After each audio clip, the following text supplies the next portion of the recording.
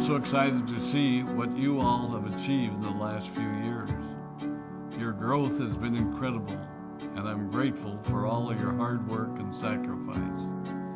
A lot of that growth has been brought about by new people coming into the business to take advantage of our generous marketing plan and effective product line. So I thought I would take just a moment of your time to share with you a little bit about where forever came from and where forever is going. I've heard people describe this as our culture, but I think it's simply who we are. Several decades ago, I was an executive for a real estate development company called Del Webb. And at that time, there was a lot of excitement about a new business concept. And like many of my colleagues and friends, I went along to a business opportunity meeting and listened to a presentation about multi-level marketing. I immediately fell in love with the concept that people would be motivated to help each other and be able to make a living doing so. It's a beautiful thing when you think about it. Although I was enjoying my career, I didn't think that I was contributing as much as I wanted, or as much as I could, to improve the well-being of the people around me. Inspired by the concept of people helping one another, I set out to write a marketing plan that is almost identical to the one that we use today. As I developed it, I had two goals. One was to pay the highest bonuses possible and still be able to run a company effectively. Two, to build a plan that would motivate and encourage people to keep working. I wanted a plan to reward those that remain active and engaged. I love the concept of a royalty income. However, I believe that it's good for our souls to work hard. People who work hard are happier. Of course, if you work hard, you should play hard. And that was one of my motivational factors in starting Forever Resorts. It was to give people the opportunity to spend time with their loved ones and experience the wonder of nature. Next time we're together, maybe I can tell you more about my passion for our resorts, our rare animals, and spectacular natural resources. So, with the marketing plan prepared, I needed to find a product. And we searched around and looked at different opportunities. I was passionate about finding something that was effective, consumable, and that we knew would not be a fad. During my search, I met a group of doctors who had developed a method of stabilizing aloe vera.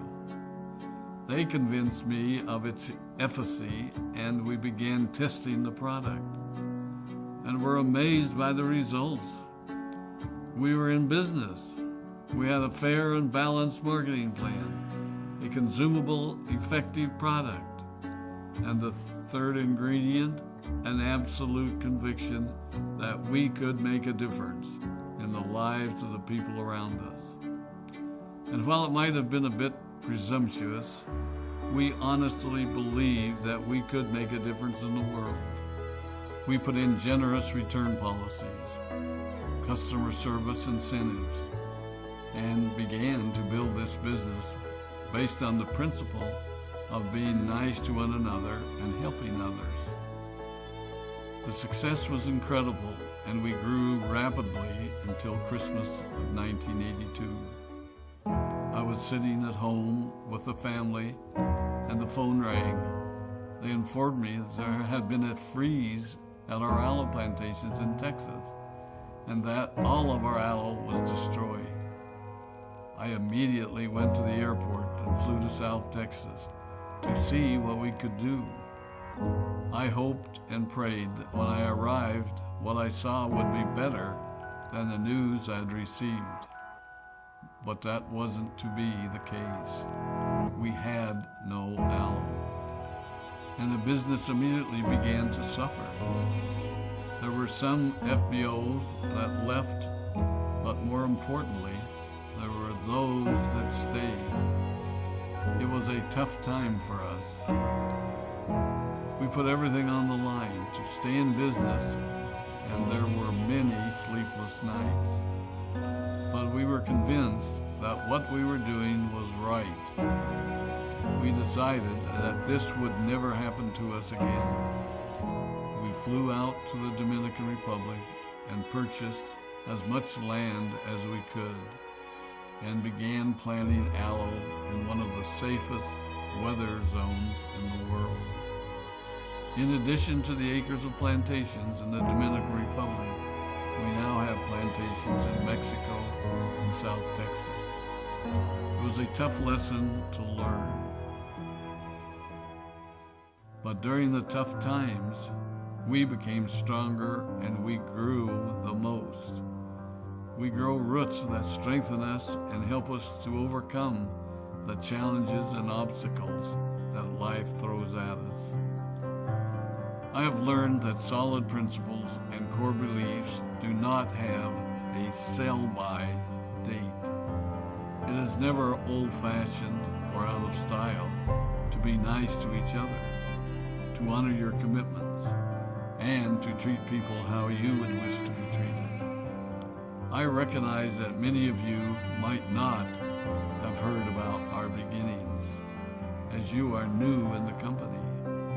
I am thrilled that you're part of our forever family, but I ask you to be mindful of the foundation upon which this company has been built. Forever was built on the principles of paying the highest bonuses possible, providing the most effective and highest quality of product, and empowering people to serve one another. There are no shortcuts to success in our business. Of course, the speed at which we reach certain levels may vary, but the fundamental principles remain unchanged and will remain unchanged as we continue our journey over the next 4 decades and longer. There will be times when a pathway will open up to you that will tempt you to take a shortcut, to buy a little more product than you may need, to make a purchase in someone else's name, or other ways in which we are tempted to give up what we want most for what we want now. Never forget that you're a part of something special, a business that has been built upon taking the road less traveled. It may not be as fast and as shiny as you might want it to be, but take it from me, the road less traveled is more rich, more wonderful, more fulfilling, and more lasting than you can ever imagine. We love you, we appreciate you, we are proud of you. My name is Rex Maughan, and I